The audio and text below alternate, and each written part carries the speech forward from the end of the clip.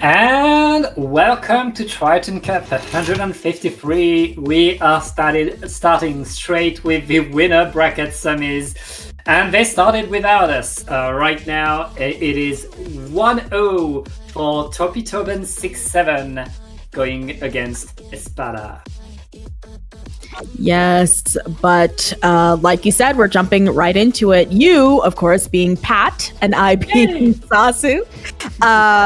We are here for this Triton Cup, and it's already started. We're going to Hammerhead Bridge, which can be a death sentence, I'd argue, depending on what it is you're running and what you're going up against. But I'm hoping for both of these teams, they're not going to be staring down the barrel of an E-leader. Espada counterpicked this, so we can probably expect the leader to come. Here it is. Here it is. Ivan bringing the charger. And on the side of Topi-Toben, their longest range is going to be provided by the Jet Squelcher. That Jet has the vacuum, which can provide a lot of cover for your team on this map. It can be pretty good, actually. Yeah, and especially because it's so narrow and one-way moving. If you have the back moving up the hallway, there's just nowhere that you can hide. So that gal is going to have its whale out, pressure everybody, and move them back. And right now, we're moving towards a lockout situation where it's going to be really hard for Espada to get back in, even with that E-leader. Yeah, especially, Topi-Toben cut the distance, went forward, scored 50 points, but Espada is back in mid, and with 3 players down, and a Reef Slider and a Booyah to push everybody out. It's their turn to be in the driver's seat, with the glue gas trying to go in, trying to set a lot of control, but it looks like Topi-Toben was able to respawn in time and to take enough space to not let Espada do what they did to them right there. We're going to have a fight that's right next to the zone, Sasu. Yeah, I think Topi-Toben has done a really good job holding that space, especially up against so much range. It can just be so hard, but I think that back has definitely been paying them back in droves. But Wawon here, gonna take several down before going down themselves, and I think that's gonna be 3 people for Espada, meaning when the dust clears, Topi-Toben does come out on top, and now Miku pressuring at the side there, and once again setting themselves up for success. It seems like we went into this thinking Topi-Toben, they're gonna have a hard time up against this leader, but they're really holding their own path. They're holding well right there. As I say that, Espada is pushing back onto the zone, getting back a lot of control on these moves right there by the Dapples, allowing them to really push every advantage that they got. And on this map, you cannot waste a second. The second you have the advantage, the second you have some momentum, you want to push the opponent as far back as you can. Right now, Espada is holding the zone, but Topi-Toben is back in there, able to get the retake. And there's the Dapple behind them, forcing them to move back. That will allow the rest of Espada to get back in the action, and we're already fighting on the zone again. Yeah, but you see 2 of them are down. Topi-Toben has only lost 1 person, make that 2, so now they're a little bit more well-matched, but 24K gonna get a pick there and pick off that backline, take down yet another one, the 3rd person before they ultimately go down. And I've been talking about Topi-Toben having that vac, but I think I think having the gal that has the wall also allows them to wall off this entire space, walk with it as we're kind of seeing here, and that is the very thing that allows them to get picks like they did on that Gluga. It's always that kind of option that allows you to force the fight to be close range right there. Espada so close to coming back. It was just the Gem Squelcher painting the zone, but that was enough. And Topi-Toben is now up 2-0. Sasu, they're our seed number 1 of the tournament, so not that much of a surprise, but right there, they just showed us a great game on Espada's counterpick. Yeah, you especially want to show out on the opponent's counter pick. To show the other team who's boss, but also I think it just puts you in a fantastic situation where when it just gives you like more space to breathe, especially because this is a space, a best of 5. Take that last game and you've got it going, and the other team doesn't even necessarily, they have this counter pick and they're going to be sweating a lot more knowing that they've lost on their counter pick already. It's always rough being already down 2-0, struggling to find another counter pick. Topito then just showed that they don't fear what Espada is bringing. Espada had a great composition for this map. They had the walls, they had the leader, they had the reef slider to really push forward as will. But now they're going to go on to the other long straight map. We are going to Iltel Ali, Sasu. This, I will say, is the worst zones place to probably go ever. I think the only place that may be worse is maybe Flounder Heights. This zone is such a thorn in the side. Like, sure, obviously Espada, they've got their leader, so they're going to want to pick leader maps, but oof. Painting the zone is such a tall order. Yeah. I wouldn't have bothered, but clearly Espada, they at this point you just have to keep yourself alive in the set, being as though their backs are up against the wall. So I wish them luck, really. This is the map where if a team gets control of mid, it is so hard to retake. It is so hard to push back, defending the zone, staying on top of the zone. Here, if you're able to take control of the opponent's bridge, you have so many sidelines. You can see your opponent come whatever they try to do, and this is great for the leader. But I've seen a few eliters get clapped on this map. So there are counters, it's just that they're very hard to find, they're very hard to execute. And we'll see if Topito then can bring back again that gameplay that allowed them to really not mind that much the fact that some maps are good for the leader. Oh gosh, and worse than a leader, this is a scoped leader, so I've been just getting a 2-piece right off the top like it's nothing and allowing the rest of their teammates to move forward. They mow over Miku, Nath Brown down, so there's going to be no vac there either. And you were saying right off the top, Pat, it's difficult once you move past that mid, and seeing as though Espada has done that successfully, Tobin, they have their work cut out for them. Yeah, they retaking, going back forward is so hard on there, but it's a lot of splats. It was only the Ivan with the leader left, and look, Ivan is getting a hammer to the face. 1 minute 50 points for Espada, but now Topitoven are in position. It's their turn to hold the zone. Yep, they're in mid, but they're playing a little bit carefully. At least they were until 24K says, no, I got this. I'm going to stay in the corner and put up that wall. They do trade out ultimately, but Wawon here, we saw Wawon last game get like a triple. They were on an absolute tear, I think, on those Dapples, and Ivan trying to line up a shot. But in the meantime, they have gotten the lead. I think even if they were able to secure the picks with how big that zone is, they might have been able to secure the lead anyways. But all the while, time is ticking. The Booyah Bomb comes out. They don't quite have zone yet, even now, Pat, but they're getting the picks that they need in order to get it. And I think that's what's important, even though, once again, still in neutral. Still unusual. I mean, Espada needs to paint that zone, and they just lost 2 players. They need to paint that zone, and they didn't. This zone is just too big with too much things on it. It is so hard to paint, and not much time left. Can Espada paint that zone in time? They don't have much time, and once again, the vacuum, the jet, and that's Topitoben sealing the deal. Espada so close to just buying themselves a chance, but it didn't work. It was not meant to be. See, I gotta be honest. That's why I'm like, I know this is a good leader map, but I have to question, is it worth it to pick with how cumbersome that zone is? Because Espada literally at one point had something like 3 people down, but it just didn't matter because they weren't able to get the paint they needed on the zone. And so, yeah, full sweep for Toby Tobin, our first seeds. And it is what it is at that point, I fear.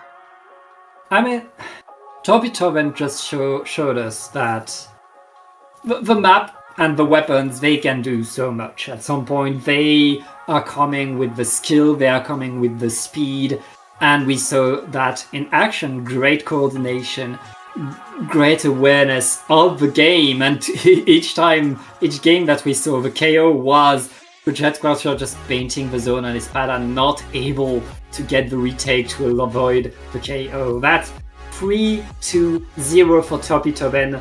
They're going to move forward onto the upper bracket finals. And, I believe their opponent is already decided. It's going to be against Blue Dream, and we're going to go there right after the break.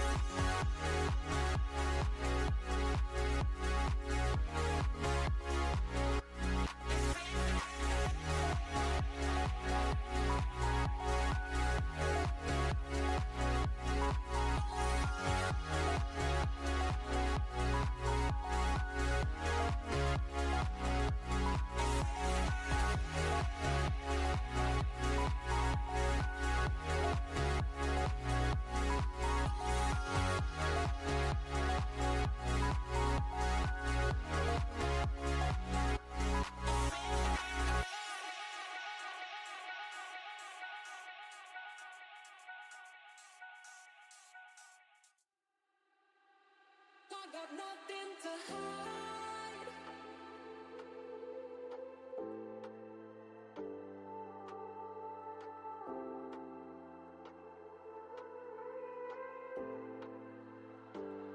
I got nothing to hide.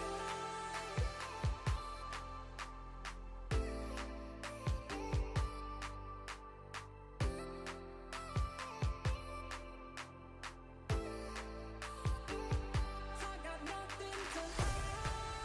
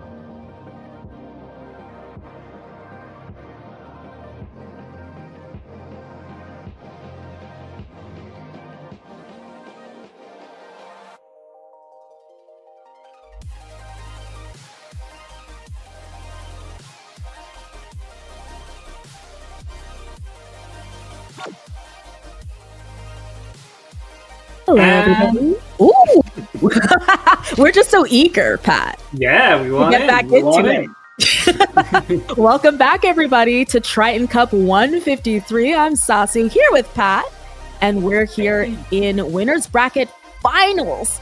Topi Tobin 67. No, I'm not saying the meme. Against Blue Dream. And one of these teams going to have a free ticket to Grand Finals, and the other one's going to have to battle it out in losers. Now, this is Triton-Cup, so of course, everything is going to be zones. And we're starting off with Mako Mart zones. Yeah, good old Macamar to decide who will get the first point. After that, it is counterpick, of course. Now, let's see how these teams will be able to do. And one thing to note, Sasu, Blue Dream got a few upsets to make their way here. They are seed number 7, and they managed to beat Pathway, seed number 3, to make it here. So yeah, pretty much they got, and before that they beat the second seed of the tournament as well, Fake Rainbow. So yeah, they killed a few good teams already to be here. Seed number 3, seed number 2, but now they're facing seed number 1, Topi Tobin 6-7. I'm saying it, I don't care. I'm honestly not surprised seeing the members, particularly of Blue Dream. They're incredibly strong. Prosper, the P there on Bow, is a member of Healbook. Several of these members actually were in playoffs of NA League, so I'd actually argue they might be a little bit underseeded, and that's why we're seeing so many upsets from them. Trey, of course, well known for being on this gal, and is certainly going to wreak havoc on it, as we see here. Yeah, right now it looks like Blue Dream got no single point. But the fight for mid is still going. That's the fight that's much more important than the zone right now. With 2 players down, Topi Tobin will take their control. And look at that paint already that the Jet is putting. Having far away paint with something like a Jet Sculpture, it is such a power move. It makes everything from your opponents so awkward. Honestly, Prosper on the other team on Blue Dream plays a lot of Jet Squelcher as well. So in seeing that, I've seen a lot more Jet Squelcher play from Prosper's point of view. And I think, like you're saying, it has that range. Of course, it's a shooter, and I think shooters are always going to be strong regardless. So being able to put down all that paint and have all that range and not necessarily having to have the aim of, let's say, a charger, I think is super helpful. But the cooler comes out so that their team can finally push. You see these numbers are ticking down into the teens. They're just barely holding on. The paint is coming out. They finally get this pick. This could be what they need to take the zone, and finally they do it, buzzer beating the other team's 5 score.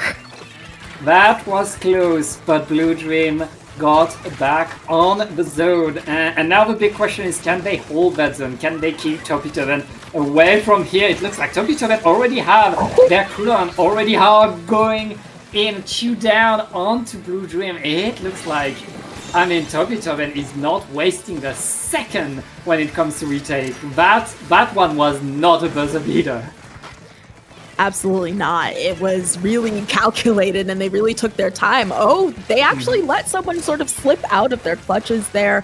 Meanwhile, I think everyone has been situated back, but I wonder if Topi Tobin have sort of their guard down here. You know, they're up against the 7th seed, and they've gotten those upsets, but they're getting their picks really calculated. They're taking their time. You see that they've taken this 2v1 in that street over on the side. The hammer is out. They toss it and don't quite get anything, but despite the fact that no one from Blue Dream is down, like we haven't seen the picks, they've done a good job of controlling it, but all the while they've lost the zone, and once again they stick there at 5.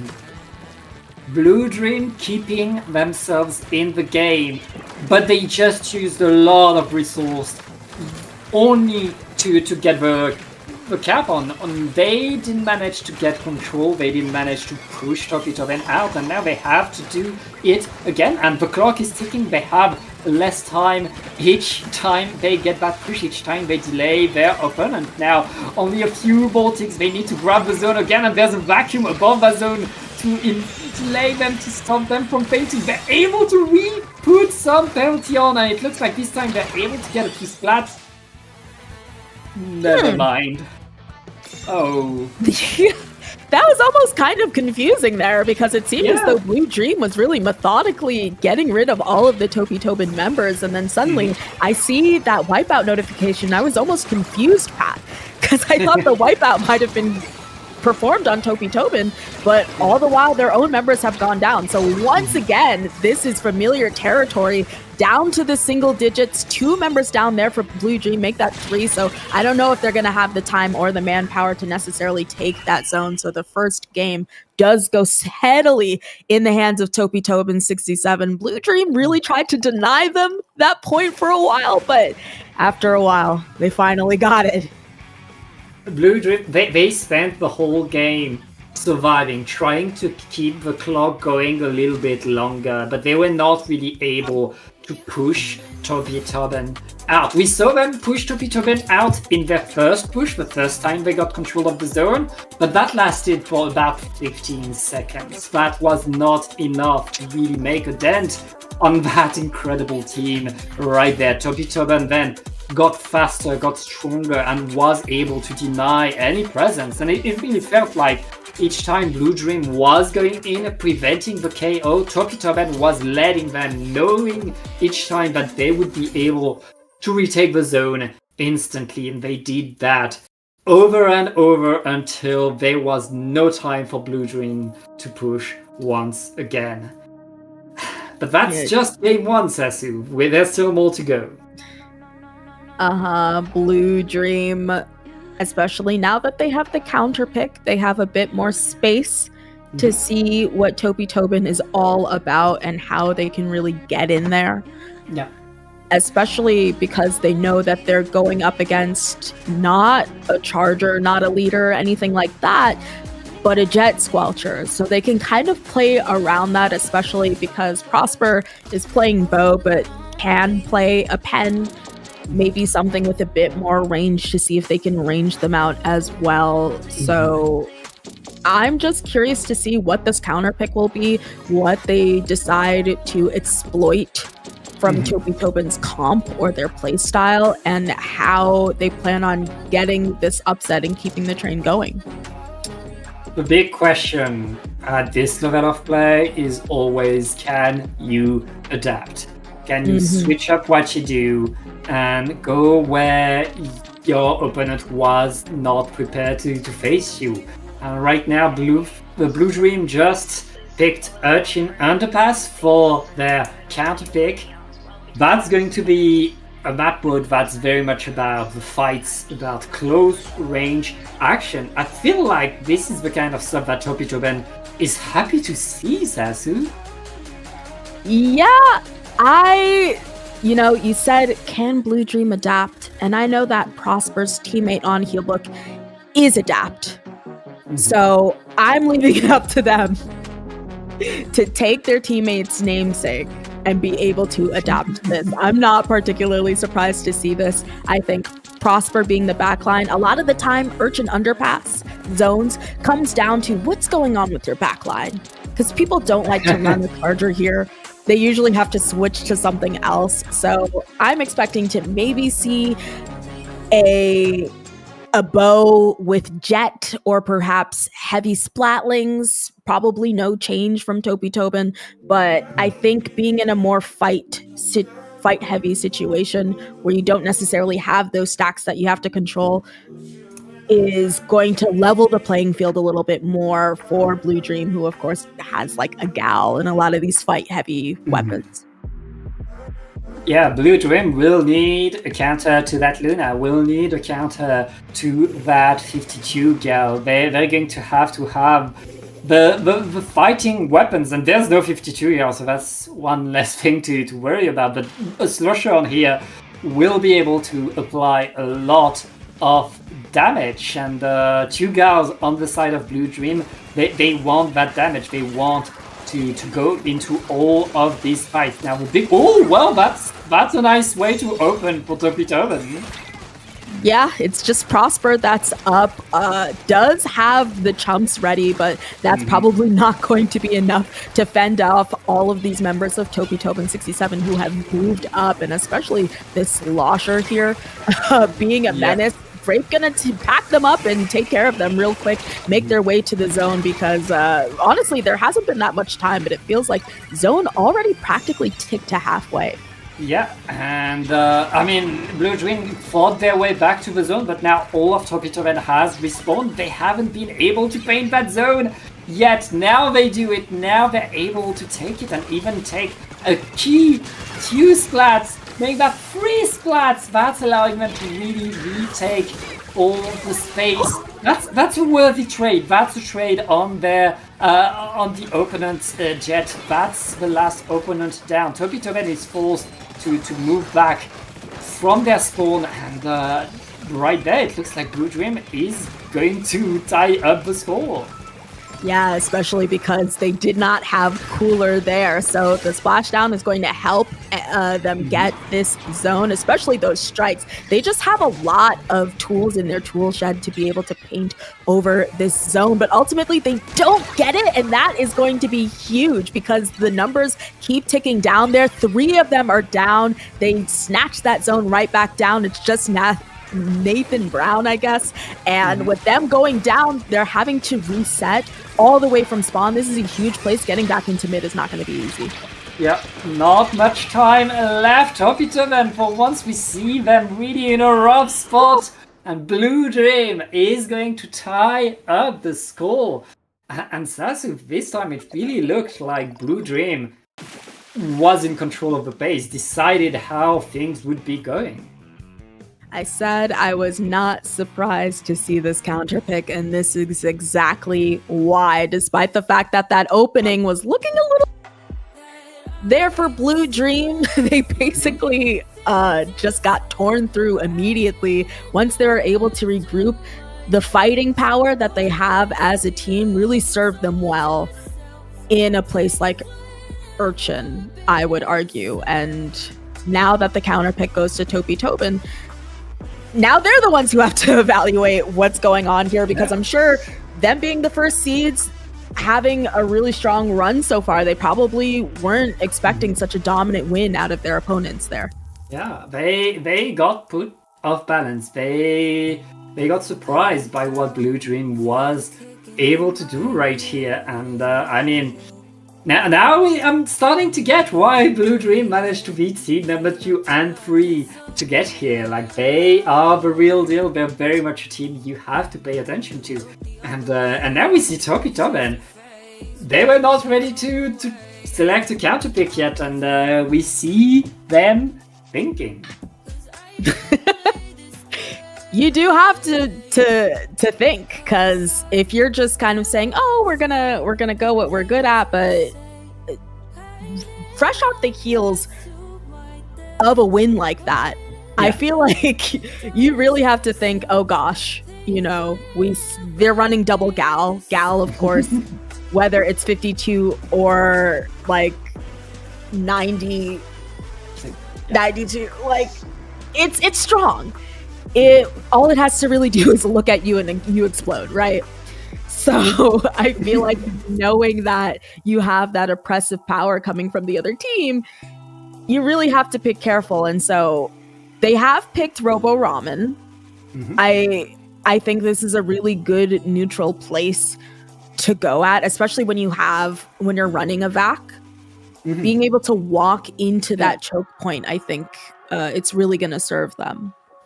Yeah, this is a great vac map. They will be able to really use that special to the best wherever they are on the map. It is great from your spawn to force your opponent out of the elbow. This is great to take control of the zone, and this is great to push forward and really get under the opponent's spawn. Whatever the position, a vacuum here will do the job very, very well for Topi-Toben. The big question is, will Blue Dream be able to force the fights, to get their girls in the right position, to look at them and kill them instantly once again? I mean, this is a map that allows retakes also a bit differently than Urchin Underpass did. I feel like Topitoven will have more opportunity to fight for the zone, which it really felt like they did have the time to get back to the zone in that previous game. So going on to Robo-Roman, very much a known quantity, the kind of map that's very well balanced where any strategy can work. Topitoven is hoping to keep their advantage, and now let's get in the game. And it looks like the 52 gal is coming back, but this time we'll see if they're able to make it work. Yeah, Trey's certainly not switching off of that gal for anything. Trey Yeah. is practically a one trick here. What I'm interested in is that Grape is on a custom blaster once again. Grape was well known for being a slosher player, and I was actually looking to the slosher from Toby Tobin specifically. Not only is it just generally strong, but they have strikes. And I think strikes in a place like Robo Ramen is so powerful. You can stall out that zone. You can push everyone back from their own choke point there in elbow. And you're seeing now Toby Tobin is basically just pushed up, and this backline here on the Jet has just been farming for this back, waiting for these chumps so that they'd be able to weather the storm and keep the zone right now.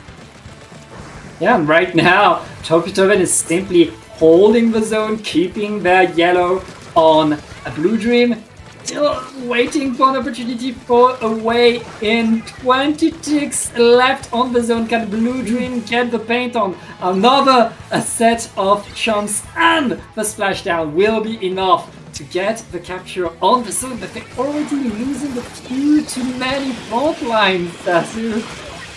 And they're dealing with that vac. The vac shot comes out and it gives them back that zone. But I think even worse than that, the fact that they're able to put out those strikes and take even more space, move up into that elbow and put ultimate pressure on them. But the fighting power of Blue Dream has made it so that they've been able to get these picks, and that is 3 people total down. They're going to have to eventually move up, but they're waiting for their teammates to space in. Prosper here is just kind of sending out those finds to try and assist their team with that fight. And I think with 3 on either side right now, we're a little bit evenly matched. But given that Toby Tobin had access to their specials, it is going to be them that holds on to this zone.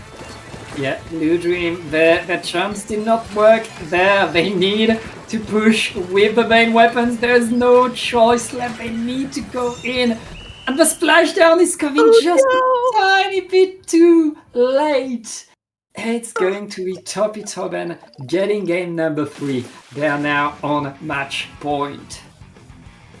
That especially hurts because when you see when that splashdown was initiated, if the animation was just faster, they would have been able to get the zone. They didn't even necessarily, I mean, ultimately they popped it late because it didn't coordinate along with the rest of the paint that was on the zone. But that is, I don't usually say unfort because I think that there are things that can just be done to circumvent that.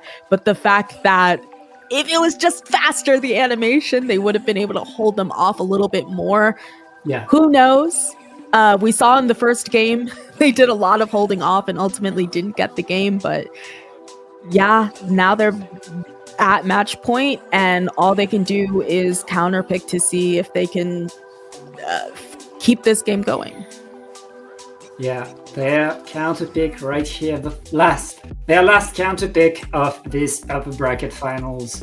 They need to put all their weight in it. We saw Blue Dream fight incredibly well on Urchin Underpass, but right there, Toppy Tobin figuring them out, finding the counters. We'll see if Blue Dream is able to repeat what they did in game number 2, but they need to make it work because they need not only to win this next game, but then beat their opponent on their counterpick. So they need to set up some momentum. They need to really find a way to completely counter their opponent. Yes, I'm interested to see what they're looking at here because I think that Toby Tobin has really taken it on a lot of these more standard comps, and I think a lot of their success is also due to how much paint they have and the vac. I could be off base here, but I think that the fact that all of your fighting, all of your paint can just be sucked up and they can walk with it is giving them a lot of difficulty to go up against. Yeah. And usually you counter a vac with something like a sword, but I believe from what I know about these players, I don't know homogeneous all that well. However, the rest of them are not going to be playing something that can just take out a vac. So they do ultimately pick Humpback Pump Track. I think that this is a strong pick having a bow. It's going to be difficult for a Jet to get its kills a little bit given how hilly it's going to be, and there's a lot of fall off that you're going to get from the gals as well. So I think this is a strong pick, but you know, right now Blue Dream just have to focus on staying in the game. Exactly, staying in the game. They throw another curveball, another curved map with Humpback Pump Track. It's a map that plays differently. It's a map where you move and fight differently, and something different is what Blue Dream needs. So I think that's a good move by them. We saw them be able to make it work well on Urchin and the Bass. Humpback is likely to have a similar dynamic, but Toby Tobin this time, they know what to expect. We've seen that they have a good slosher, and a good slosher on this map can do a lot of damage, as you were talking about earlier, Sasu. Strikes on some zones map can work very well, and on here, strikes, they cap the zone. That's it. The zone is yours if you throw the strikes well. Listen, Pat, that's why I'm saying my eyes are on Grape from Blue Dream as to whether he's going to switch off from that custom blaster instead to the slosher. We missed the opening, but Grape, I think, has a 10-star slosher, so it is going to deny it, decide not to do it. They still wanted to keep the chumps, so you have a snack switching over to the golden dynamo to take up those chumps while Prosper brings up the rear on the Snipe Rider. Yeah, and it's important to know this. If you have a dynamo in your arsenal, this is the map for it. This is the map where you bring the dynamo. But Toby Tobin opening incredibly strongly, as we'd expect from them, and they're already sloshing under that ledge, applying as much pressure as they can, and Blue Dream just waiting to find a way in. Yes, but we've also seen Toby Tobin open strongly every single game. Ooh. Including the one that they lost in a pretty dominant fashion. So the splashdown comes out, I think, 3 members down. So Blue Dream very handily takes that zone. You have the Jet just trying to get out of there. Prosper has their name, and so does Grape. Immediately dispatches them. That wall comes out, but nothing really comes out of it. And I think that somehow they've gotten the zone. I don't know if no, it wasn't from a back shot. I perhaps quite missed it. It might have been some strikes, but ultimately what is important is that they've stopped Blue Dream from running away with it. Yep, I mean, strikes are enough to cap the zone. Right there, Toby Tobin are now cleaning up around the zone, making sure that they have all the presence that they can. The pencil right there by Prosper is able to maintain some presence, and he's going to get the teammates to back it up. It looks like Blue Dream are not letting the fight go this time, and they're getting back on top of that zone, Sasu. Yes, they don't have the lead yet, but they are really showing up. Like, when they go down, it doesn't feel at all like they're out, and Prosper almost feels like, not like a leader here, but certainly I think Snipe Rider feels like the softest, the least aim-based, so to speak, of the Chargers, but yet people are really being beamed down right now, and with even 2 members down, we do see a lead switch make that 3, I think, a bit of a staggering happening there, and especially as they move up with that back, control has been given back to Toby Tobin 67. Yeah. Grape is still to the side with that blaster. Never mind. Grape has been found and sent back to spawn right there. Blue Dream still in that fight, but they used the opportunity the rest of the team was able to play off of that presence to the side. And they keep their lead, they keep their lead, their control, forcing Topitoben to move back. We're about to enter the last 2 minutes of this game, Sasu, and Blue Dream is holding incredibly strong. Yes, they're positioned really well, and you see Grape with this flow aura ledging there, and I think everything is just so based on legend. You have a dynamo just harassing you. You cannot drop, you can't do anything, you can't stand anywhere. And all the while, here is Grape. And despite the fact that Grape has gone down, Prosper is still in zone to paint over that back shot. It is just the two of them. They're really going to have to hold their own, and I think they're backing up. It's really close here in terms of paint, but they get exactly the picks that they need to finally take the zone and take this game from the clutches of defeat. It's not over yet, and with a few more fights from that Slusher. Slusher almost able to get Trey as well, but Trey is still in the right position. No penalty on Topitoben. That push from Blue Dream needs to work. We could see an incredible comeback from Topitoben right here. Yes, but Vac cannot suck up those whales, so they are going to be very weak and forced to come out there. And when that happens, they lose the zone as well. So that penalty is going to be tacked on. We have just under a minute left. The splashdown does end up trading out a member, and I think that's going to be huge. They don't take out the Slosher, who of course is going to take the zone with those strikes, but with it, I think, pretty steadily being taken back. Those chumps are still in play. Topitoben is in a bit of a scatter to see what they can do about this zone with only 30 seconds left. And with 3 players down, Blue Dream is forced to concede the zone once again. We're in the last 20 seconds. Topitoben needs to hold. They cannot let the zone be capped anymore. That would be the end of the game right now. Blue Dream trying to get back to the zone. Everything's going to be decided right here. Can they paint enough? They're so close to applying penalty, and they're able to. That's a wipeout to help seal the deal. We are going to game number 5.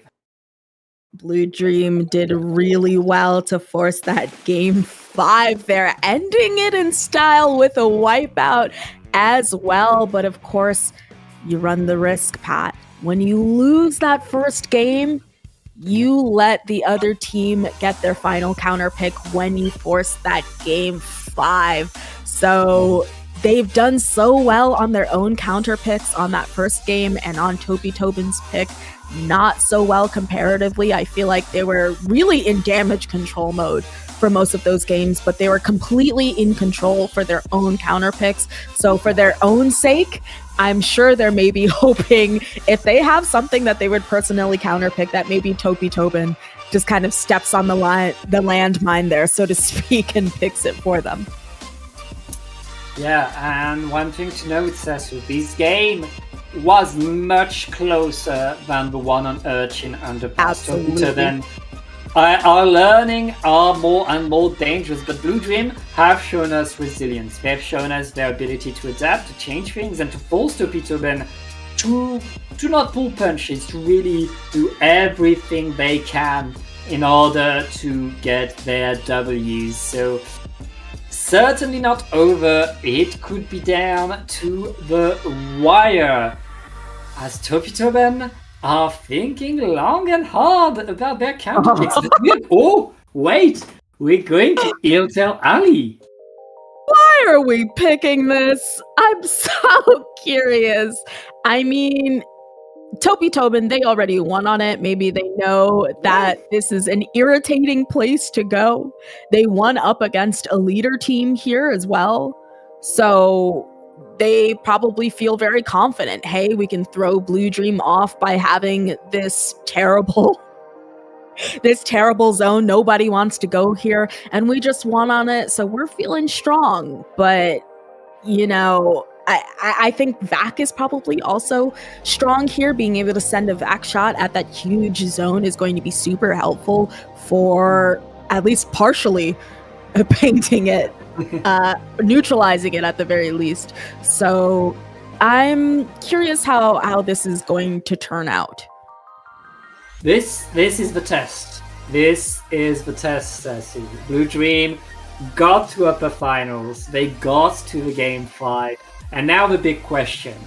There are some obscure maps that we never play. Have you played them? Do you have a plan ready for them, ready to fight the top team of the tournament? And that's the big question. Is Blue Dream ready for Illtail?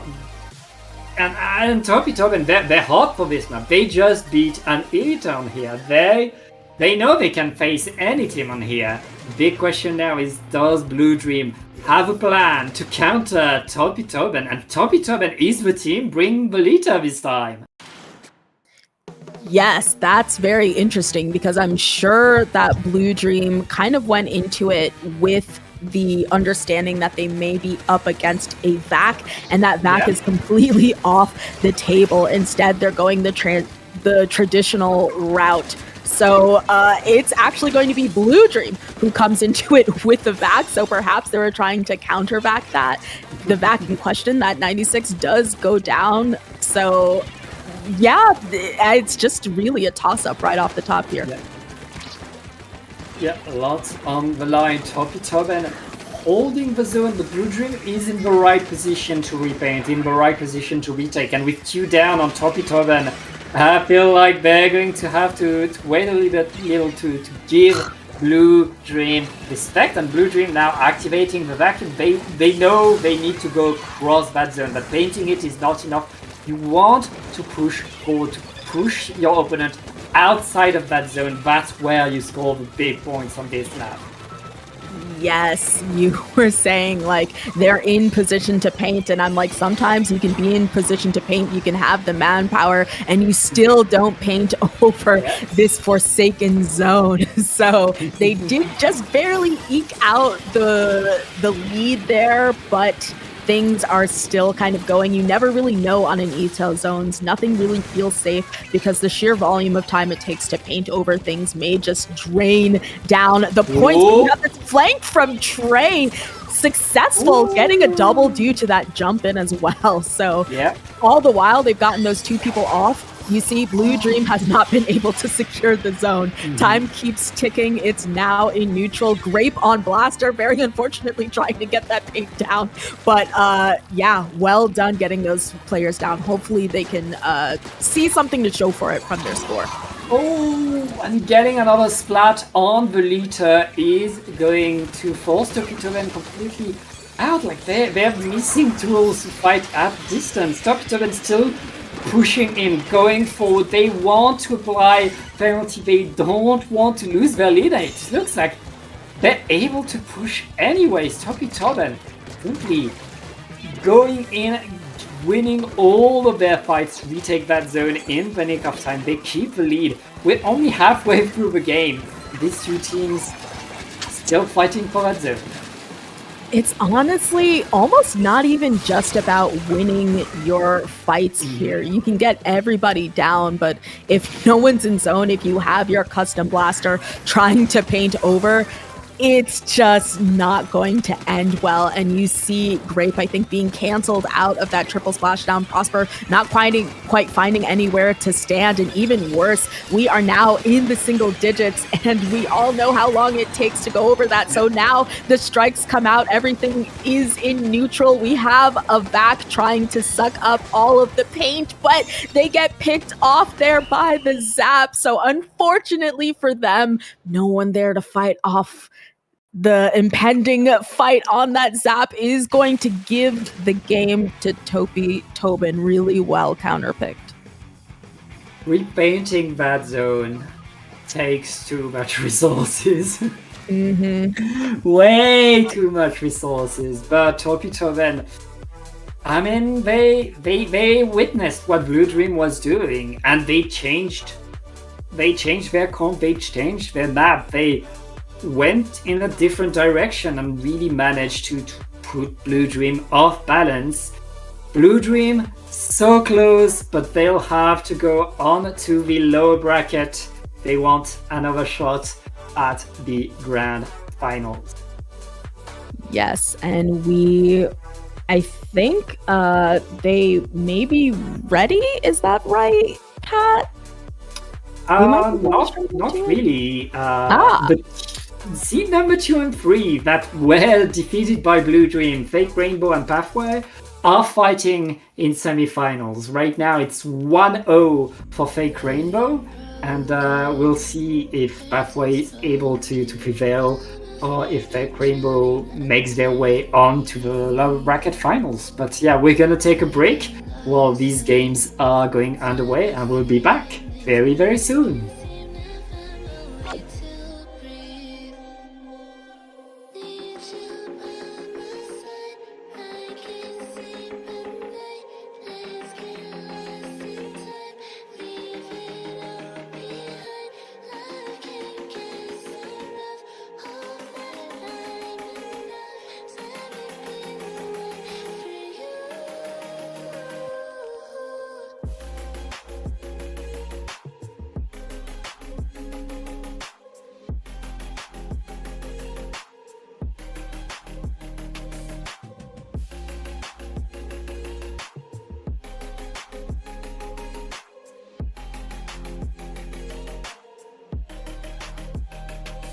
I'm trying not to let go of my pride, but every time you come back, it's like falling down these lies again.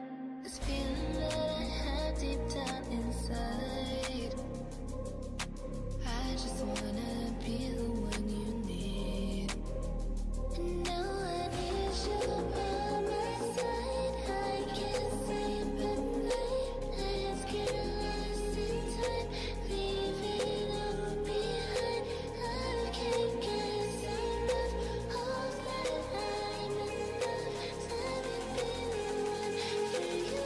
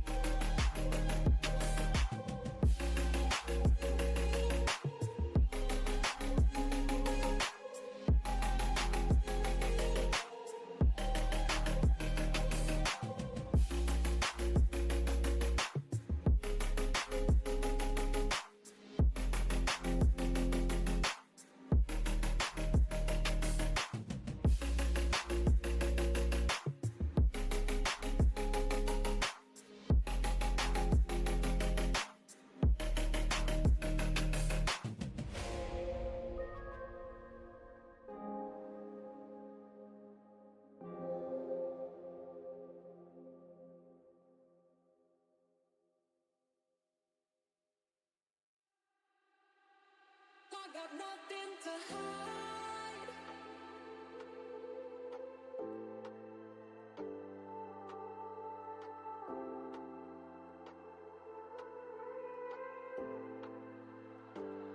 I got nothing to hide.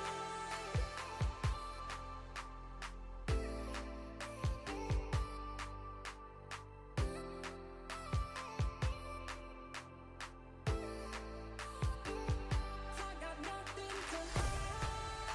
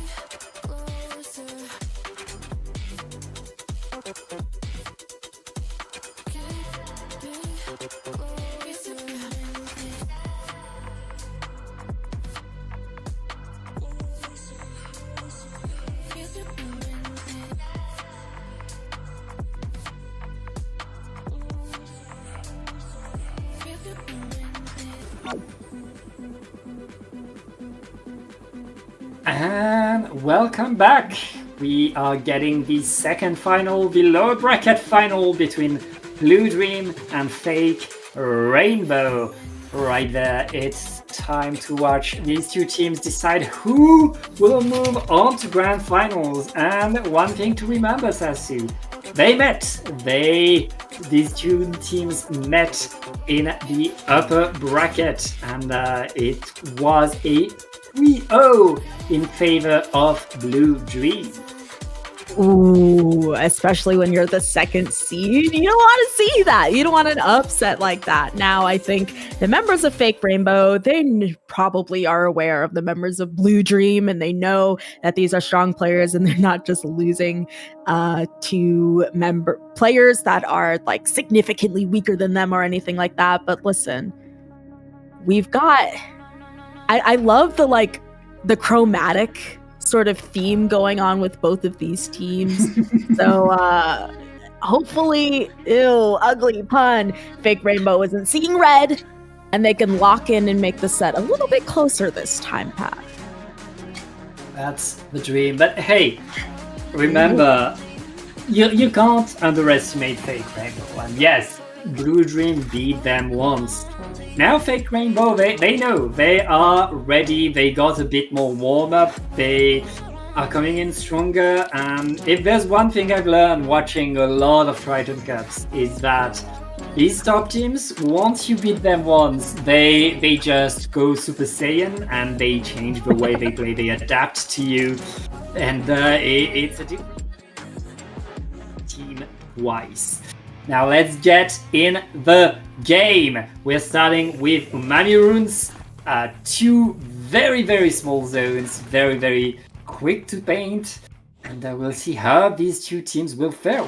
And they have very, very similar comps, it looks. Grand roll.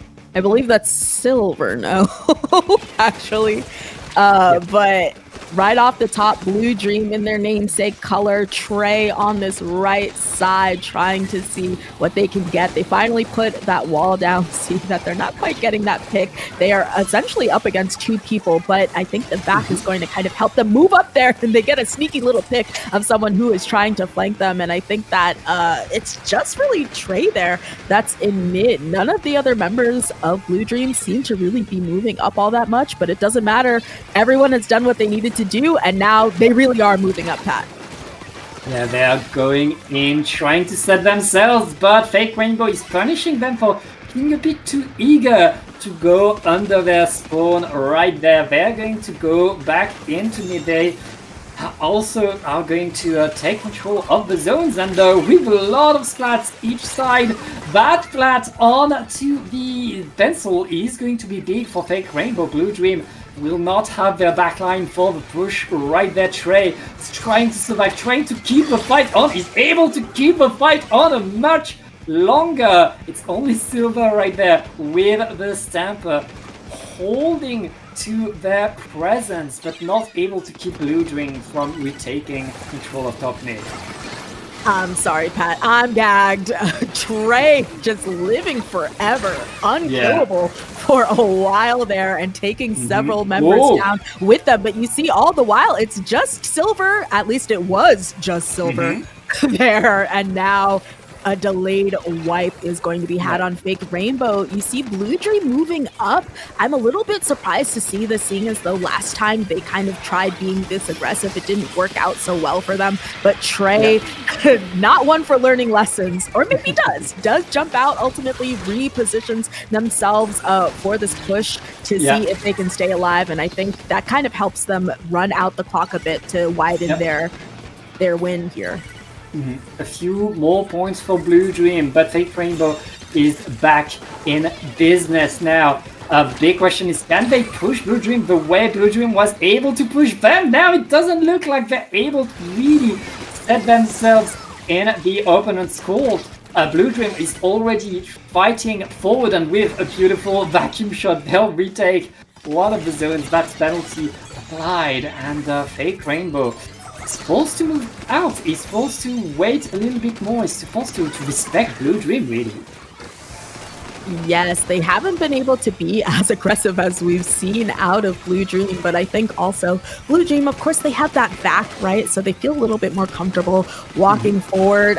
Not to mention, this being a double zone map, Yeah. being able to have one of these inked and just toss the back shot at the other zone, automatically capping it, is super useful. And you see, it is the back shot. I think that it's homogenous. A Snack going to activate the flow aura as well, putting down all of that paint, denying Fake Rainbow the ability to get back in. So it just feels like what we've seen from the last time we were watching Blue Dream. They're just really great at having control of the situation. Yeah, and right there, the fight is raging. Blue Dream apparently was not applied on them. With the vacuum now activated, the Zipcaster is hunting, but the Zipcaster will get the punish. Beautiful zip right there in the last second. So they're able to get the punish, but that was too late. Trey is still on the hunt, and Fake Rainbow needs to move forward now. They're about to lose the game. Yeah, Silver did really well, but all fall. As long as Trey is alive, you still have a problem on your hand. The time is ticking, single digits there for Blue Dream as they are just trying to keep control of those zones. And the fact that they've gotten 2 members down on either side, this splashdown, I think, is going to do it for them. They finally get control, and we've seen this on the other side, the other team having 5, and now Blue Dream is in the position where they have been denied the knockout. They have 30 seconds left to get their hands back on that zone, or, you know, we'll see if overtime triggers instead. And the Zipcaster gets punished. It's a wipe out. Blue Dream, with 10 seconds left, have full control of mid. Sasu, I don't think Fake Rainbow can come by. Blue Dream is going to take game number 1, which puts them at 4-0 against Fake Rainbow right now. That's going to be big for them, because if Fake Rainbow was hoping to turn this around, it's going to be uphill. Not only are they down that for a game, but they're down the first game, meaning if we even force that game 5, it's going to be on Blue Dream's counter pick. So ball is in Fake Rainbow's court to finally get a point on the board up against Blue Dream. Right now, they're kind of running 4-0 if you count the record from the last game, which is maybe a little unfair to do. But if you're Fake Rainbow, you got to be sweating knowing you have yet to get a game off this roster. Yeah, it's rough right now for Fake Rainbow. Fake Rainbow had a few good moves, was able to get momentum every once in a while, but as you were saying, as long as Trey is alive, you have a problem. You are in danger. Now, Fake Rainbow, without hesitating, counterpicked Museum d'Alfonsino. Like they insta-locked it. They're like, oh yeah, that's where we want to go. So they better have a good move for sure. On Museum, the Zipcasters will be very, very dangerous. This is probably one of the best maps for a Stamper to dominate, so I'm not that surprised to see it coming. I think the Stamper is going to be strong, but I wasn't even thinking about Silver. I was thinking about Bake the leader. That backline having all of that reach, especially if Bake is in a nasty mood and turns on that scoped leader, then anyone standing on Blue Dream's plat may have their days numbered. It can reach all the way past there and just completely snipe you out of your own pants, essentially in your own home pat. So that's going to be really difficult to deal with. Maybe Trey going to have to utilize some of those walls to stay safe. But I think that there's definitely a lot of momentum here coming from Blue Dream, and we'll see if that serves them in the second game. Yeah, and Blue Dream bringing the same composition. They're happy with what they're playing right now. Both teams still very similar, still with similar strategies, except it's between the 96 Gal and the Stamper, of course. But right now, Blue Dream are going to instantly paint the zone and try to push their opponent to the side. But right now, Fake Rainbow coming back in strength, punishing the jumps as well. This is looking like a great opening for Fake Rainbow. Yes, and I will mention they're doing it without the use of that leader from Bake. I previewed that entire time that I expected that to happen, but perhaps, you do have Grape on the custom blaster, so you're maybe not wanting to be so sedimentary. You want to be moving a little bit more, and you see Janice, I think, in that corner doing that splashdown, all the while right behind their back. That is going to be a cat from Blue Dream just coating that entire zone in that blue. Yeah, Blue Dream got their zone, got their presence.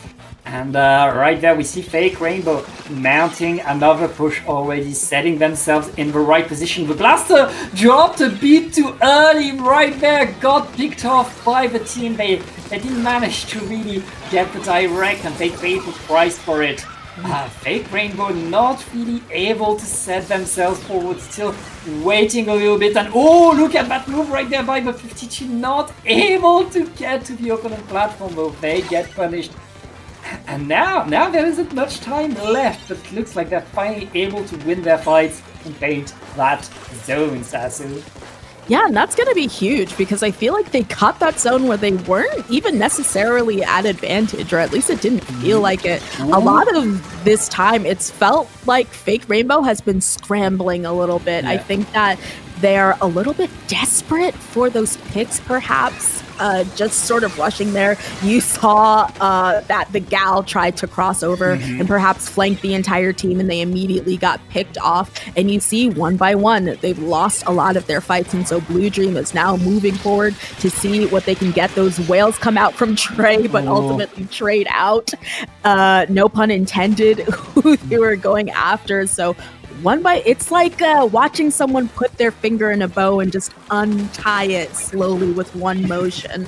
They're just kind of coming undone at the seams, and they're going to have to scramble to get themselves back. Fake Rainbow once again giving up on their push, not really able to get what they want. The blaster forced out. The Kula is helping with that, but now they don't have the time to move back. They need to paint that zone now. You down onto Blue Dream, but that doesn't matter. Blue Dream retakes the zone. Can Fake Rainbow paint? They're so close. They're going to survive this. Brave is the last thing. Wait! They haven't. Okay. Oh. They're still in there, but Blue Dream still has a monster lead, and there's only a minute and a half left, Sasu. Phew! Once again, Blue Dream in the position where they've been just barely denied the lockout. They're maybe gonna have to get the win the old-fashioned way, running out the time, or trying once again to get that knockout. I think right at the end, Silver with this zip has really sort of saved the game a few times. The splashdown comes down. Fake Rainbow still fighting for this zone. Trey goes down, but I think it's just Silver alone, so ultimately not really gonna do much, especially because now, once again, single digits. They're looking for this lockdown and a lockout, and especially with Grape, with that flow aura, not wanting to be in that situation again. They close it out 2-0, but not the set just yet. They're at match point. Match point for Blue Dream, who just beat Fake Rainbow on their counter pick. And it really felt like Fake Rainbow was second guessing themselves every step of this game. We saw them drop and then jump back to the platform. We saw them get to the side and then forced to fight their way back all as one. Blue Dream always had an answer, always had a comeback, and Fake Rainbow was struggling to set up their game. We talked about Bake with the backline.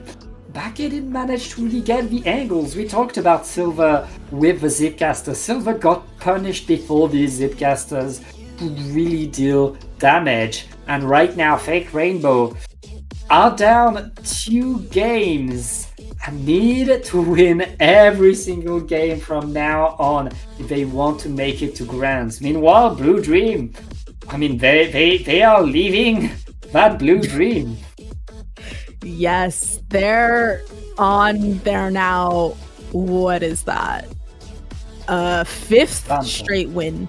Yeah. They're on Fake Rainbow, so they're gonna have to see what's at the end of this rainbow. Hopefully for them it's not fake, because they have to reverse this completely and do something they've never done before, which is win against this roster, but they're hoping to do so on Barnacle and Dime. If they can set themselves up to get the lockout to really waste Blue Dream's resources, so it just saps their time getting back into mid, I think Fake Rainbow may be cooking with gas.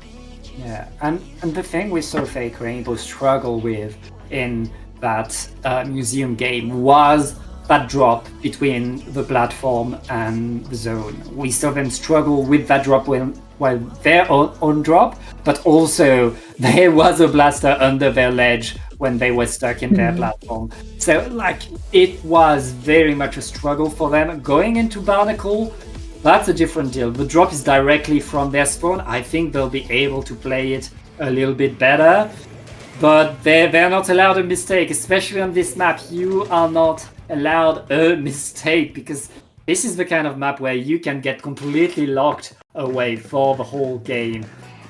And Blue Dream right now only need one more game, Sasu. Yes, but I'm noticing we have a bit of a mirror match here. The 96 is online for Fake Rainbow. I think they're sick of that back, so they are coming right back at them with a back of their own so that they can match it a little bit more, but doesn't matter. 3 of them go down, make that 4 a full delayed wipe, Bake being the last person there. And now I think this is kind of the worst nightmare for Fake Rainbow, where they're in a lockout position, especially with a gal that has a wall and people that can just keep them down. Grape gets that pick and jumps out. This is just really oppressive going on right now, and even worse, Silver going down in that zip caster. Couldn't be a worse scenario, I fear. Yeah, the vacuum completely stopped that Zcaster, but now Fake Rainbow have their own vacuum to try to paint the zone, but it's not enough. 2 versus 2, they need to move forward, they need to paint ahead, they want to stay in that game, and they're able to keep themselves alive and to get a few extra splats as well. They will have their control now. The big question is, what can they make of that control? Can Fake Rainbow really get points going? And right now it looks like they're able to at least get a lot of control, but they just lost 2 players, and Blue Dream are getting to that zone. Not just 2 players, but their frontliners and the gal to boot. Grape just got their hands on them. Bake is the last person, but they are in essentially a 3v1. They take 1 person down with them. I think that is a jump in from the 96. Trey is trying to clean that up, but I think Fake Rainbow, they're gonna want to do what Blue Dream has been forcing them to do. They're kind of scattering, they're going into the fights, and they're kind of losing, so they're ones, it seems like. So if Fake Rainbow can kind of force Blue Dream to move forward and punish them accordingly, I think they may have a game on their hands, but that requires them to win their 1v1s. And we see one happening there, but you see, once again, it's kind of the same old story, Pat. You see the gal and the Stamper go down, and at that point, it just kind of feels like their defensives fall apart. Fake Rainbow got to the zone, got to paint the zone. They are keeping the game going, they're keeping the game alive.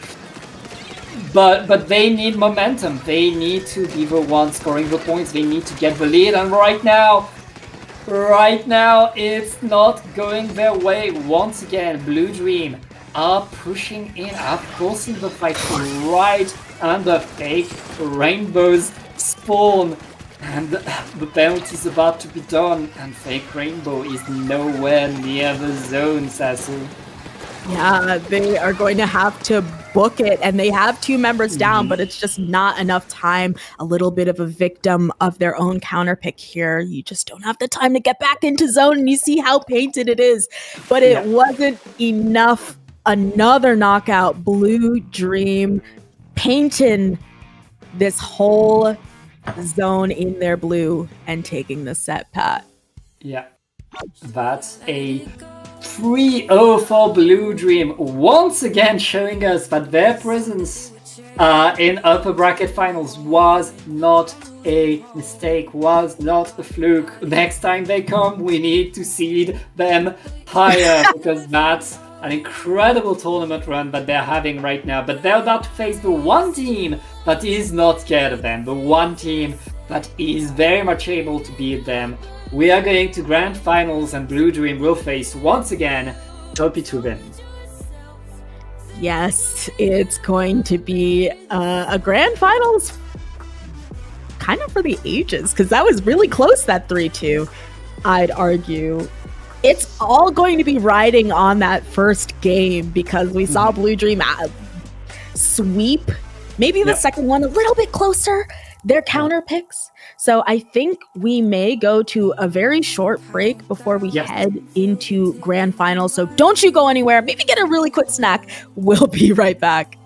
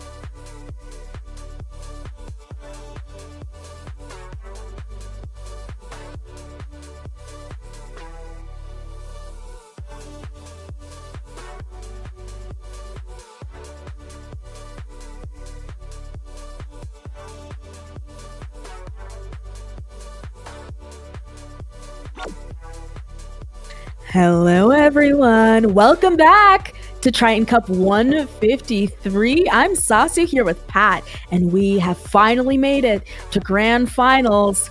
Looks a little familiar. Blue Dream just ran their way through losers bracket as soon as they were sent down. Hop, skip, and a jump back to Topi Tobin, and now they have a lot in front of them. Not only do they have to beat Topi Tobin, who they lost to in a 3-2 set up in winners bracket, but now that they're coming from losers, they gotta force that bracket reset if they want to take this win home.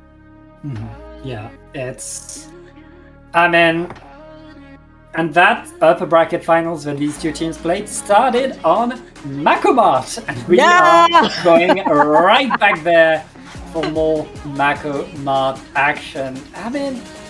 It didn't go very well for Blue Dream. They struggled to fight Topi Tobin, but since then they've learned what Topi Tobin does, how to fight them, how to counter them. We saw a very close upper bracket finals. We can expect to see more right here, right now, as Topi Tobin is bringing the Eliter for Mako. So a bit of Topi Tobin is the team that's adapting to Blue Dream despite being on the winner's side. Actually, Blue Dream making some adjustments as well. Last time they had Prosper on bow, and Prosper instead is on the Snipe Rider here on that pen, as well as they are now bringing the VAC. Remember, they switched to double VAC at some point. Not double VAC. They switched to having a VAC, rather, and now they are having it here, and I think that has granted them this initial push. And you see Bake being flanked out here by Trey, who does get a really critical pick and ultimately goes down, but I think it's been worth it. You see it's just Punchy on that Zap, who is up, and all the while, finally, Blue Dream make it to the 50-point mark without allowing Topi Tobin to even get their ink on the zone. It's just the first minute of the game, and Blue Dream is on fire right now. 30 points remaining, and Topi Tobin needs to mount a push from their spawn. They're forced to wait for the vacuum to be done. As right now, they're going to have to use everything they have just to get back to the zone, and it's everybody down, but Bake is forced out. Blue Dream coming in incredibly strong right here. That is the definition of coming in hot. They really did kind of live out their Blue Dream and snag that first game. As I've mentioned before, super important. The fact that they lost that game last time, I think, really cost them the set, because it meant that they had to play on the counter pick in the final one. And I think I saw at the end there, their slosher went down, and I said, they don't even have the strikes to try and neutralize, because Blue Dream, last time they were on Mako Mart, it really was about damage control, trying to stop them from knocking out the entire time. And it felt like Topi Tobin didn't even necessarily have that opportunity. But now that we go into the second game, Pat, Topi Tobin literally have games in which they've beaten Blue Dream on. So I wouldn't be surprised if we do end up seeing an Eel Tail Alley or something that they've essentially just won against them on. They have the script. That is very much a possibility, Sasu. That is very much what we could see. But as you were saying, Topi Tobin has changed comp, have changed how they play, what they do. Now that they have a pencil and a vacuum, this is not the same way to fight against them, and Topi Tobin has to recognize that Blue Dream has range, is able to adapt to change what they do. So we'll see what they decide to do, where they decide to go. But one thing for sure, we thought this would be close. Blue Dream, they disagree. They don't want it to be close. They want to come swinging, and they so far they haven't missed. It's so funny because Topi Tobin, in every single game, including the Urchin Zones game, which was a pretty dominant win for Blue Dream, they usually open strong, and then it's up to Blue Dream to kind of take it back for them and take back control of the situation. And they didn't even allow Topi Tobin this time around to get a hold of that control. They said if we deny them off rip, then kind of just like they did in their last game, in losers, it's kind of a case of if we just kind of keep applying this pressure, then they just don't have the space to get control, and we can keep them staggered and sort of flailing to try and get that control back. And that's when we can really work our magic. And I think Tobin, after a game like that, I don't think they expected that. They're waiting a while on their counter pick. Yeah, they're thinking. I mean, as you said, Blue Dream, now we know once they have their spot, once they have their groove, their positions, they unroll their game, and they're very hard to push out between their blaster and their Gale. They're very much able to take space, force you to fight where you don't want to fight, and that was beautifully played by Blue Dream. Tobin, as you said, they're still taking their time. Oh, wait, no, we are going to Brightwater Springs. Hey, don't underestimate this map. Don't underestimate this map. I'm not. I can't help but laugh anytime I see a leader team pick an obviously leader-centered map. I can't help but laugh. Maybe that is the Splatling player in me, but something like a brine water, a crab leg, an eel tail.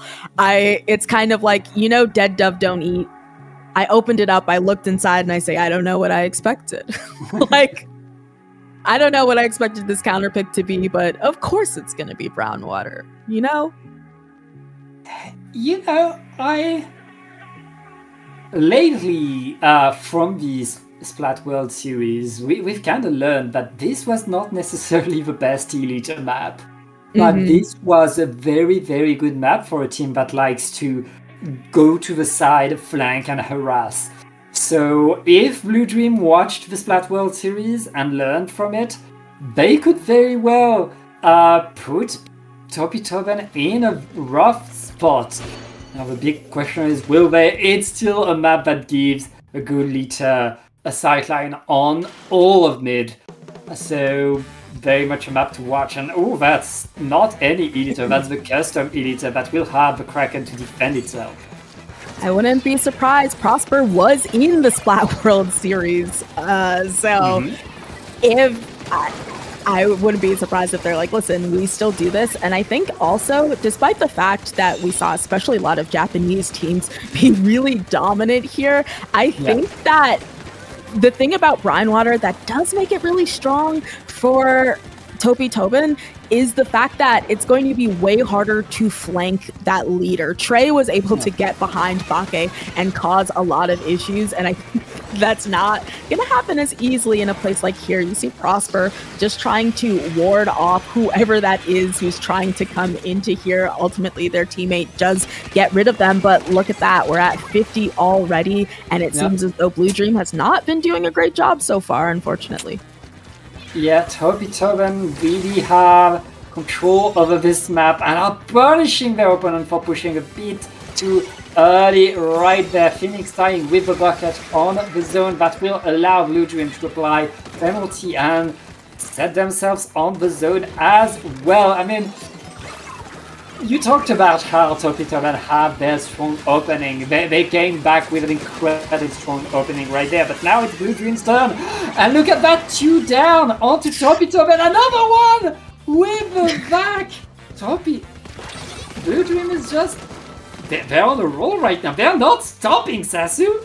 Yeah, Tobin had to make sure that they did not wipe, that all of their members were up, because lockout is just so nasty here. It's difficult to get out. Now, finally, they've gotten rid of 2 of those team members, not without losing the lead for them, but they have everyone located. One of them goes down, but they gain control once again of that mid. So Prosper gonna have to be a little bit careful getting the cooler for their teammates.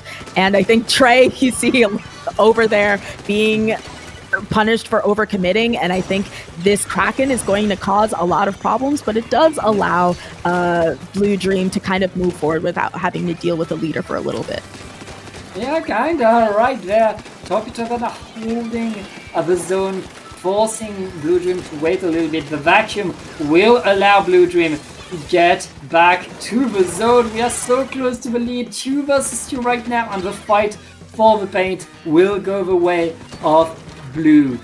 Right now, Topitoven was weak, but this time they were not completely pushed out. This time they're able to get back in position, and a beautiful snipe will allow them to keep the fight forward. Chargers are just built different. I didn't even see Grape there, but you know, Bake just has those built-in binoculars in his eyes, able to get that snipe nonetheless. But 2 of their members have gone down, so I feel like there's a bit of backing up that is due here. Punchy just trying to get their team that cooler so that they can finally push in. And Topitoven is just kind of trying to find their footing. They get the zone. That's going to be important for them. But I think things are at a little bit of a standstill while both of these teams try to get their specials in tow to push and really get rid of the other team for good. Yeah. By the way, that's not Becker, that's Devin on the lead. Oh, my Devin 4K, apologies. Yep. Right now, Topitoven holding strong, dancing around, but getting splatted. They will not get the lead. They were close to getting rid of their penalty and getting more points, but Blue Dream are able to stop them. And now Topitoven is waiting once again. They're in the right position though. They're already eyeing that zone and painting it their color. We're in the last minutes, Sasu. And it wouldn't take that much for Topitoven to get back in the game, but right now Blue Dream Blue Dream are pushed out. The Kraken is coming, but Kraken doesn't look like it's finding much in terms of splats, but that's still Topitoven, control of the zone. And with that splat, I mean, that's the lead for them. Yeah, I think that's actually going to be super important that they were able to get that splat. I think that was actually the difference between this winning and losing the game. We do have those counter strikes coming out, allowing them to hold on to this. And with 3 of their members down, it's just Prosper. They're not able to put that paint down. I feel like I called that game a little bit early. I saw the writing on the wall, so to speak, of Topitoven taking this game. But yeah Devin, I think whose name isn't Japanese, Rita, leader 4K, should have known. I think didn't find splats with that Kraken, but forcing everybody out of that space definitely still kind of got the job done.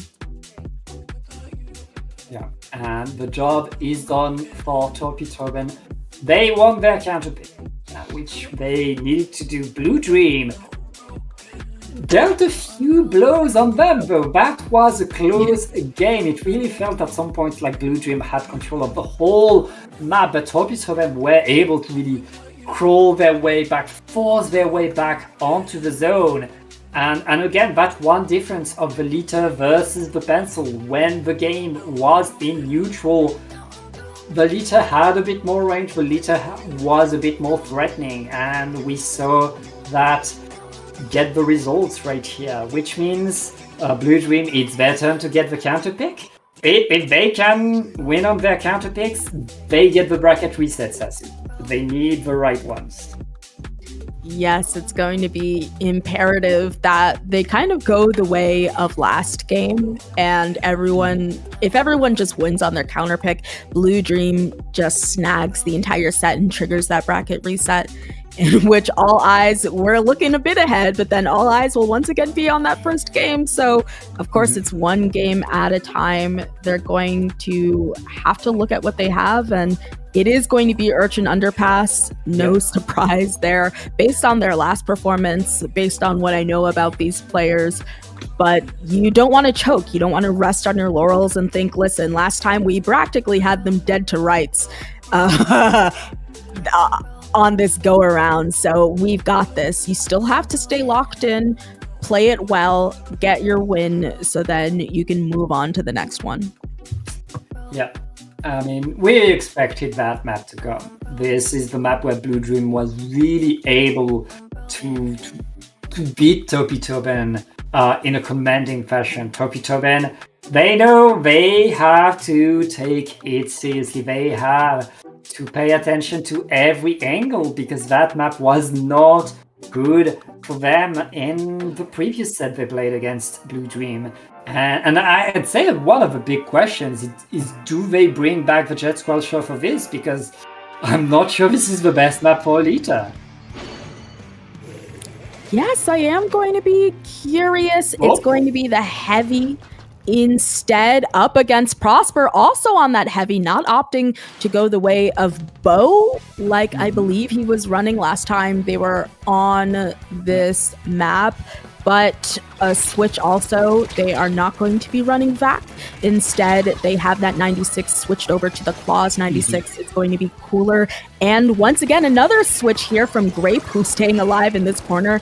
Instead, on that V Blaster instead of Custom to take that space instead with the big bubbler.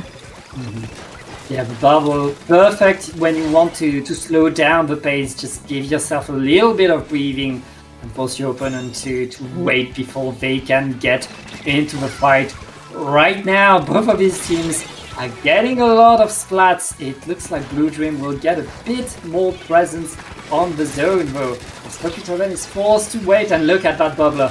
Really, oh no, you don't get to push right now. You have to wait for the bubbler to be done. And now Tokitoven is trying to go in.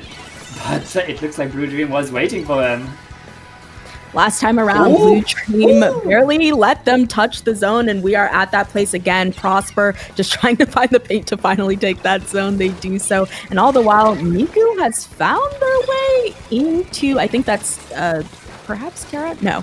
But they found their way in to try and see what they can get. Trey is down as well. I think that bodes really well for them if they're hoping to get in. And even then, they've gotten rid of the 96 and Trey again. So Grape is just in that corner, ultimately going to be taken down since they were in that 2v1. And I think that jump out is going to make sure that they are in a safe space. So just like Barnacle and Dime, Pat, this place is huge. It's going to take a while to get back into mid. So Blue Dream is kind of recoupling, but they don't have that much time to do so. Yeah, right now Tokitoven close to the lead, but forced to fight once again against Blue Dream. And Blue Dream using the bubbler very well to the side of the zone, making sure that they can reapply penalty. The splashdown, on the other hand, will paint instantly, but that fight is not done right now. Whichever team is able to win that team fight will have a great option on to the lead. And it looks like Tokitoven are forcing their way in, with Blue Dream only punishing them far away from the zone. I believe everybody will have the time to get back in position before Blue Dream. Wait, Blue Dream just painted? Yes, because everyone's eyes were on Trey from behind. They all turned around, all the while everyone from Blue Dream just respawned and walked back in and snagged that zone. So Trey, we've seen it before. As long as Trey is alive, you have a problem because he can get an amazing amount of work done, even if by themselves. But Devin here is going to mow down 3 members of Blue Dream. That just leaves the last person they're going to see if they can search for. Taking this top right in this really aggressive, dominant position is going to make it so I believe they will be able to snag this league likely. Yeah, right there, Tokitoven on their way back to getting the lead as Blue Dream are getting a few more splats though. It's certainly not over with 3 down. Blue Dream should take the zone very quickly and keep that game going. 1.5 minutes, Sasu. And we're still very, very close in terms of points.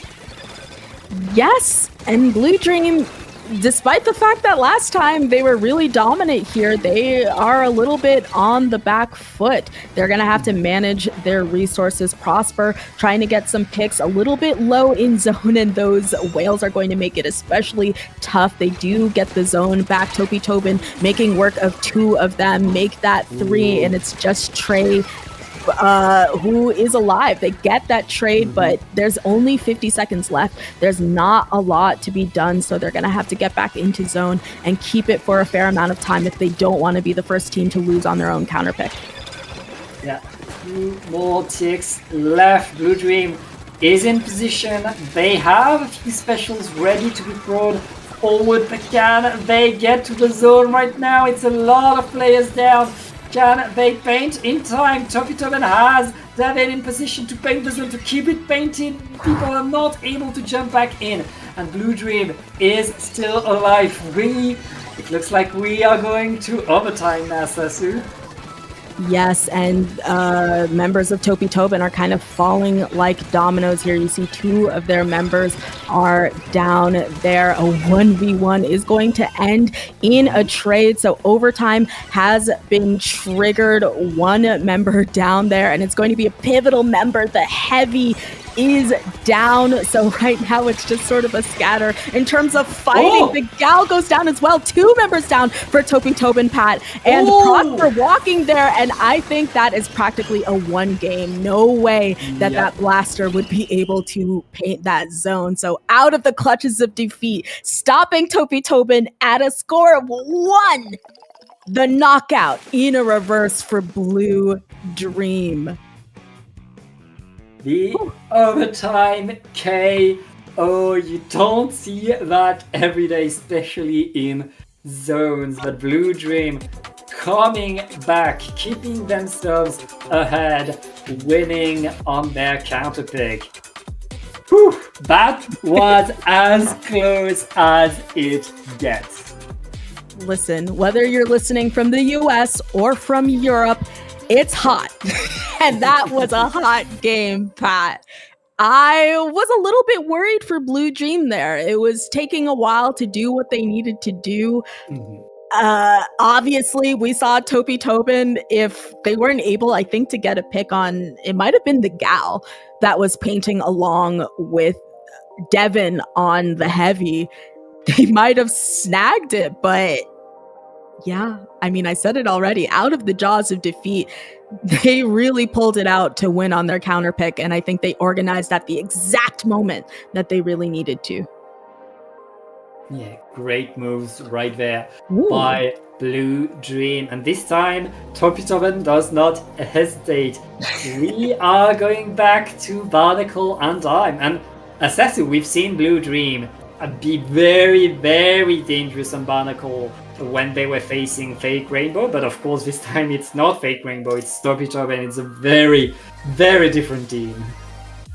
Yeah, they have to be way more careful. I feel like they were almost moving forward with reckless abandon last time. They're like, when they were in their 1v1s, they knew that they could win them, so they were not pressed about moving up, about locking out.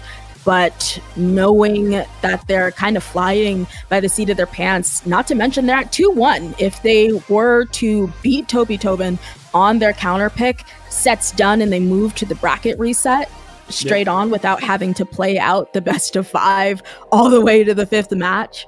So yeah, it's gonna be a little bit more tight. Both of these teams are going to have to be super worried about wiping and the amount of time it takes to get to zone. I feel as though this is almost like Urchin, but in a different package. You could say that. I feel like it's a bit more flat than Urchin, which has to be good for Topi-Toben and Devin on the leader. Of course, we're done with the heavy splatling. We're back to the Chargers. As also the Luna Blaster is coming to the fight now. The big question. Well, one thing for sure is that Topi-Toben, they still got their openings, and their openings are still very big. Yeah, let me be clear. When I said it's kind of like Urchin in different packaging, the only way in which it's like Urchin is just how huge it is. It's going to take a while to get back into zone, which makes wiping extremely dangerous. And we saw that right off the top. Trey trying to get this work done, not quite going to happen. Once again, going down to Miku on this Lunar Blaster. But they're moving up. They've lost a member.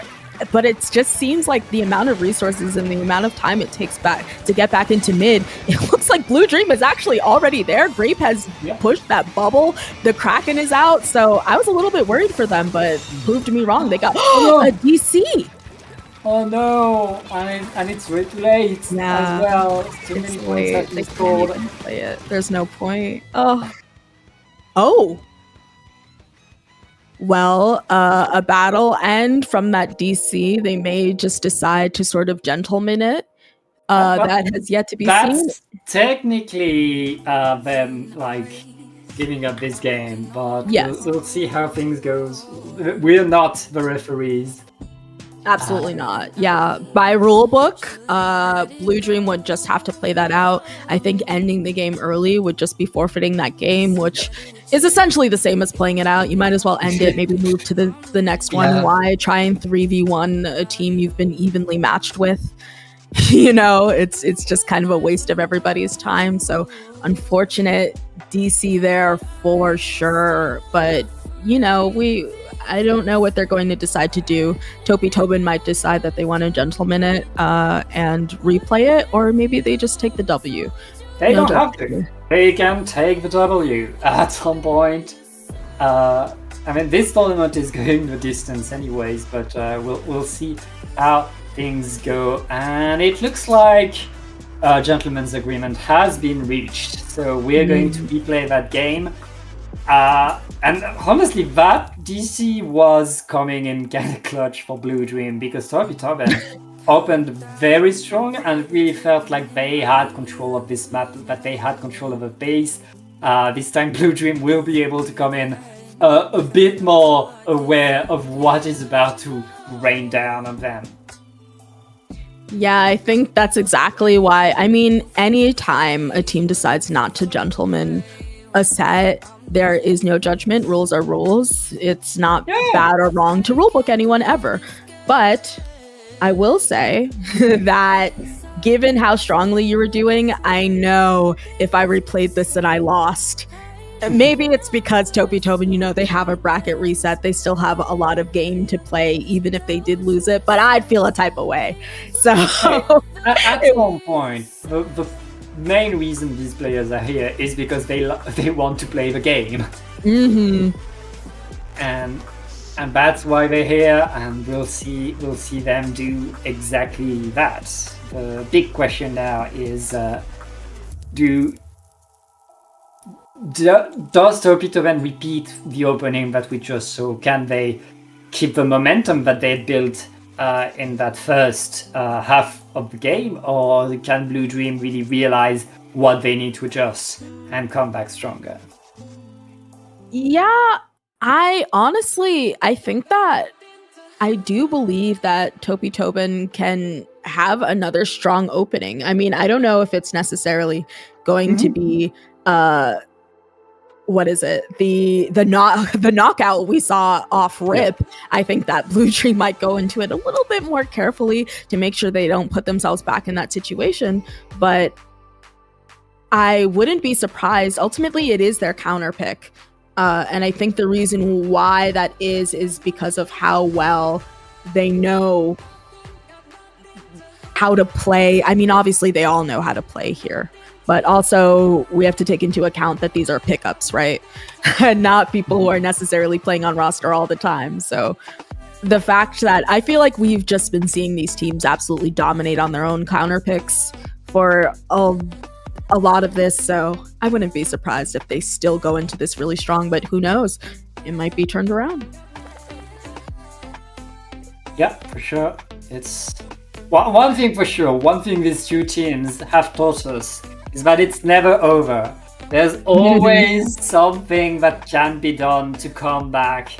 Even if you're 1 point away from losing the game, there's always a comeback that can happen. So look out for both of these teams. They always have the surprise ready, and we'll see what these two teams will do. I hope that Homengenesis is Homengos is back into the lobby, and that we can play quickly. But yeah, it looks like we're back in the game. Yeah, I've definitely had people get back in way slower than that. So hopefully there's no more Wi-Fi issues. Homengus was able to get back home and out of the Wendy's Wi-Fi. and we'll have a game on our hands. And right off the top, 2 members down there for Blue Dream, but they've paid it back in chance and a delayed wipeout. Yep. Playing it back. Yeah, Topi still have their openings. Blue Dream now not able to get the fast pushback yet. They'll have to wait a little bit, get their specials, get their positions. The Blaster is already to the side, has the Bubbler ready, but gets punished by the Luna. That's a huge punish right there. That means no Bubbler for the zone, as Topi is scoring more and more points, Sasu. Yes, and they're getting all of the picks that they really need, especially time is ticking, and that's going to be huge on a place like this. They are really just making sure to keep them at bay. They can't even necessarily drop. They once again have that back. This is really going to be a Hail Mary shot for them, especially because they have 2 members down. If they're able to book it and subsequently get that paint down once again, just like we saw in Urchin Underpass, through the jaws of defeat, they're able to bring it back and at least stall out the zone enough for them to get a little bit more time. Yeah, Devin Folke was stuck into the Kraken, which meant they could not paint the zone. But now, Topi, they've already gotten back all of their control. They're already back trying to push into the opponent's spawn and force Blue Dream out. But Blue Dream are answering. They have the cooler, they have the vacuum, they are dodging the Kraken. And can they paint the zone? I think the vacuum did not hit the zone though. That could cost them dearly. Yes, but 2 members down there on Topi. The bubble is up. I think you have these tap shots coming out of Devin, but they're not quite going to find it. So they do respect the space and back up. Trey goes down. That's a gal for a gal, and Grape goes down as well. But so does Devin. And so it's just kind of trades back and forth, but more importantly, Prosper is going to be the last person there and down. So they are once again in this lockout position where they can't seem to break into mid-pat. That was a delayed wipeout in favor of Topi and Blue Dream. Have one more opportunity to push.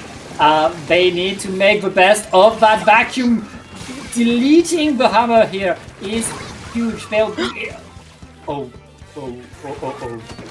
That's not good. It looks like Topi in the right spot. Sasu, I think we're going to see a game number 5. Yes, Blue Dream was not able to pull it out there. At least they played it to completion, so they probably feel a little bit more satisfied with that loss rather than from a DC. But they, having won that first game, on one hand, it's like they get the finer counter pick. It's looking good for them, but on the other hand, this being tied up to a 2-2, Topi just has to win this game to win the entire tournament. So as much as I was thinking, yeah, they lost this, but no problem. Every team has won on their counter pick. It's Blue Dream's turn now after a dominant win like that and having their back up against the wall. This may be a little bit nerve-wracking. Yeah, nerve-wracking is the word. In the upper bracket finals, Topi was able to win game 5 because they went to a weird map. You'll tell Ali that Blue Dream was not really ready to fight them on, not fully, and had to concede the game there. Now this time Blue Dream gets to choose the map, and they already picked Humpback Pump Track, which is not that much of a surprise. But the real test this time is, can they hold their nerves together? Can they handle the pressure? Because now we're in grand finals, and one mistake could cost them the whole tournament. They need to win this if they want to reset the bracket. And last time they won on Humpback Pump Track, but not decisively. Yeah. It was pretty back and forth between both of these teams. So even though last time around I went into it, I was backing Blue Dream because they have the fall off from the gals. They have a lot of things just working in their favor. And I do believe that they will be able to pull it out again on Humpback Pump Track. There's still a little bit of nail biting to go here, knowing that there were a few times where we were kind of on the edge of our seat. But really, I think Trey, Prosper being in zone that whole time and beaming a lot of people. And I think, didn't they have a dynamo? A golden dynamo last time they were here?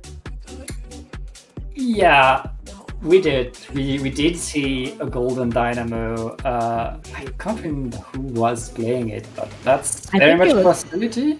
Yeah. Hummingus was on the golden dynamo, and here it is again, because Trey is never going to get off of that 52 gal. Grape is running the custom blaster, switched off of that V blaster, and Prosper is back on pen now that they are not, I think, running a zap. So they're running it back again, and they're hoping to take it home, but it's going to be tough when you already have 2 members down.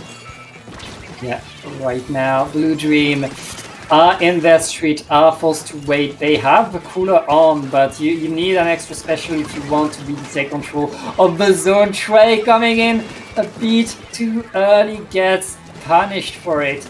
And it's Topi-Toben playing the long game, holding the zone and not letting Blue Dream really get their way forward. But it looks like Blue Dream are able to get enough splats and enough paint, take control over the zone.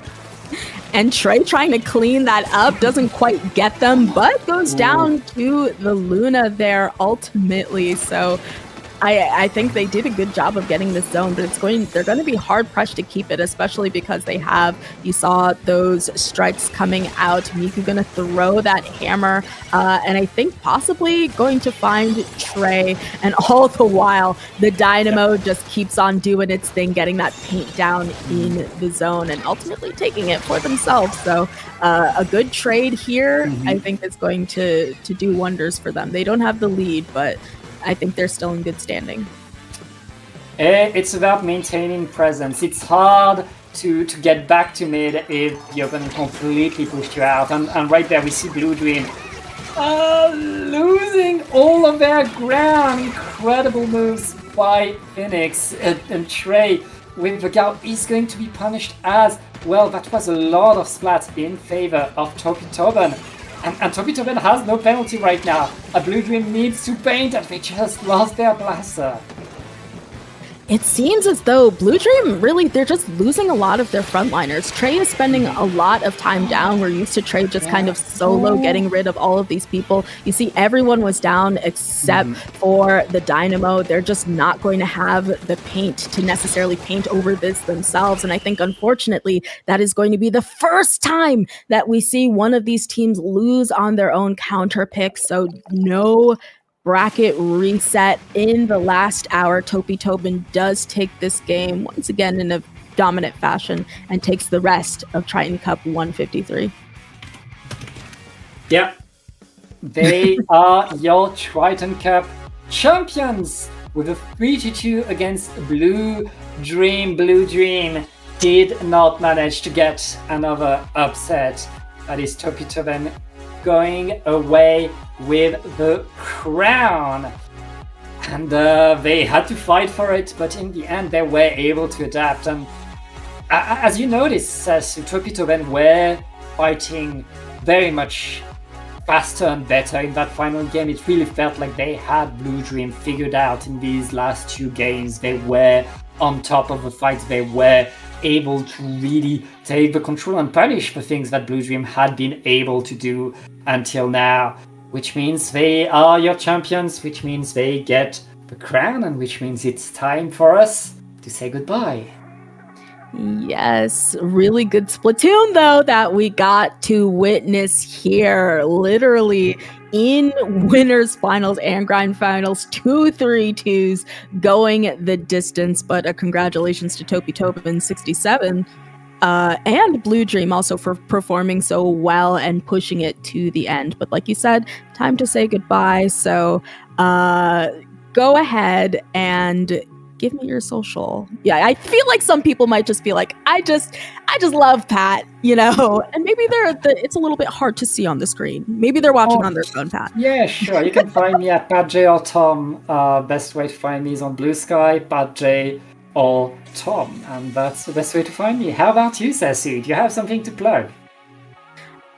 I will plug the fact that Gridlock is happening in a few weeks in the United States. If you are around the New York City area, there will be a 2-day tournament that a lot of people are flying out to. So it's going to be a lot of fun, put on by Metro Inc. I will likely be there, maybe commentating if I am indeed picked. So if you've never been to a LAN before, I highly suggest that you go. Gridlock a few years ago was my first LAN, and it got me really into the Splatoon community. So be sure that you get out and go to Gridlock. I'll tweet about it, or I'll post about it on Blue Sky at Sasu in Your Pants if you don't want the details. But that's going to be it for Triton-Cup 153. I'm so glad I got to commentate with you, Pat. Yeah, I'm so glad I got to cast with you as well, and I'd like to give a huge shout out to our wonderful observer CKK for showing us these games. We'll see you in the next one. We should be streaming in the zone tomorrow, and I believe you'll be on the mic, Sasu. So, see you then. Bye-bye. Bye.